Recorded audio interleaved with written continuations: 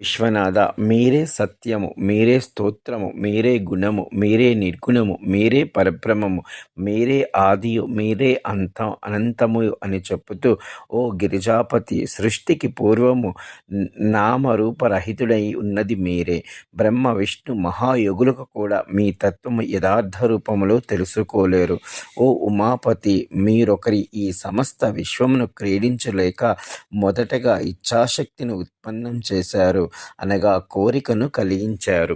ఓ ఈ ఇచ్ఛాశక్తి మీలో ఉన్న శక్తిని జోడీకరించుకున్నారు. ఓ దేవాతి దేవ మీ ఇచ్ఛాశక్తిని మీ జ్ఞాన రూపముగా మార్చుకున్నారు. ఓ పరమేశ్వర మీ ఇచ్ఛాశక్తియే మాతయకు జగన్మాత పార్వతీదేవి. మీ ఉభయుల క్రియాశక్తి ఫలితమే ఈ సమస్త జగత్తు ఏర్పడింది. ఓ ఈశ్వర మీకు జ్ఞానశక్తికి ఉమాదేవి ఇచ్ఛాశక్తికి ఏ భేదము లేదు. జగత్తు మీ ఇరువురి క్రియాశక్తి అనగా మీ కోరికల రూపమే అని పలు విధములుగా స్తుతించెను.